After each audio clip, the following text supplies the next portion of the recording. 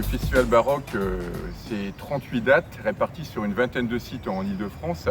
Et à ce propos, je voulais remercier Pascal Bertrain pour le formidable travail réalisé en tant que directeur artistique, puisqu'effectivement, il a réussi à maintenir un ancrage local sur notre ville, tout en favorisant l'expansion du festival. C'est une formidable gageur, et à ce titre, on ne peut que souhaiter au festival d'être reconnu scène nationale, scène conventionnée d'intérêt national, art en territoire.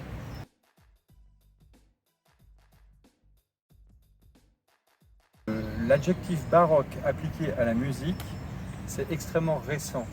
On a commencé à parler de musique baroque après la Deuxième Guerre mondiale pour qualifier les musiques, disons, entre 1600 et 1750, c'est-à-dire à peu près l'invention de l'opéra Orfeo de Monteverdi en 1607 et la mort de Bach en 1750. Mais baroque, c'est aussi un adjectif qui est bien antérieur à l'époque baroque et qui veut dire étrange, irrégulier, qui était un terme de joaillerie en fait, pour qualifier des perles qu'on trouve dans les huîtres, des perles qui n'étaient pas parfaitement sphériques. Et c'est cette irrégularité, cette étrangeté qui nous intéresse beaucoup et nous permet de dépasser les limites de date de cette époque baroque.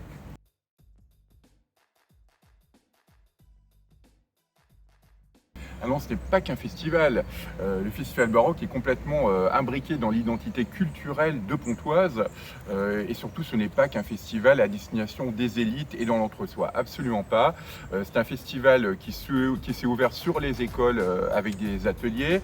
C'est un festival qui propose d'ailleurs, dans le cadre de notre programmation, deux spectacles pour jeunes publics, puisque en novembre, nous accueillerons Galilée au Dôme, et puis en mars, Papa Bach. Et puis surtout, la thématique du festival. Cette année, il s'agit du thème mensonge, et il se trouve que la saison culturelle propose le thème illusion et magie. Donc vous voyez que la proximité est vraiment totale et très très forte.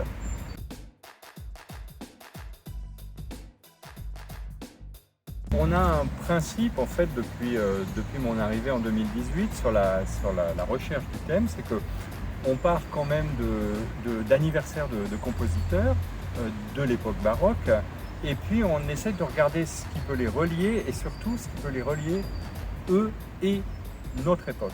Savoir ne pas avoir une démarche muséale, c'est-à-dire cette musique-là ne doit être interprétée qu'en respect de ce qui se faisait à l'époque, ce qui est une chose importante, mais aussi d'essayer de réfléchir pourquoi cette musique 300 ans plus tard nous touche toujours et qu'est-ce qu'elle a à nous raconter et en quoi elle nous questionne.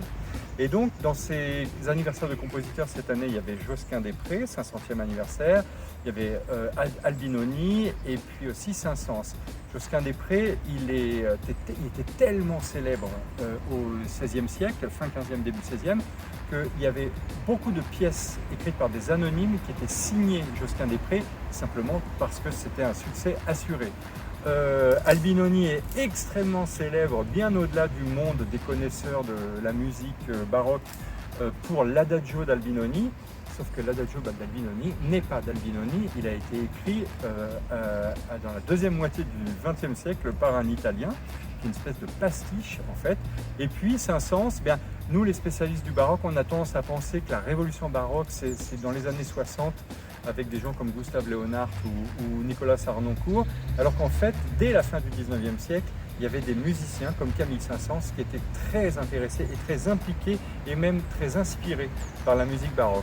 Et donc on s'est dit finalement, ce qui les rassemble tous, c'est la légende urbaine, ce qu'on croit vrai, les questions sur lesquelles on ne se pose plus de questions, alors qu'en fait, il y aurait des questions à se poser. Et comme notre environnement depuis 18 mois, c'est le mensonge omniprésent, alors sans prendre absolument parti, mais c'est un combat sans cesse, sans fin sur les réseaux sociaux et dans les médias entre les réalités d'une crise sanitaire, les systèmes de traitement, la vaccination, et juste avant, on était en plein dans les élections américaines avec le combat, le débat sur les fake news. On s'est dit, mensonge, c'est vraiment un thème qui est de l'actualité baroque, mais aussi beaucoup ancré dans notre époque aujourd'hui. le mot de la fin, je vais parler du début et de la fin de l'acte 1, puisque vous savez aussi que le festival est une saison entière. Mais si on se concentre sur la première partie, à l'ouverture, on va avoir l'immense honneur d'accueillir Les Arts Florissants, dirigé par Paul Agnew, pour un programme de madrigaux de Monteverdi. Et puis on clôturera le 23 octobre avec le poème harmonique de Vincent Dumestre et un programme extraordinaire autour du Miserere d'Allegri, entre autres. Et puis un clin d'œil aussi, un assez vieil ami, à Lambert Wilson, que vous connaissez tous comme acteur, mais qui est aussi un chanteur remarquable et qui, pour le concert caritatif destiné à l'hôpital de Pontoise, viendra chanter des cantates de Bach, accompagné par la Diane française, notre ensemble en résidence. Donc ce sera le 22 décembre, juste avant Noël. Oui, et puis merci Pascal, et on ne peut que vous inviter à venir sur ces 3 sites fabuleux à Pontoise, puisque le Dôme, la cathédrale Saint-Maclou et l'église Notre-Dame donc accueilleront tous les spectacles du festival baroque pendant toute cette saison. Merci.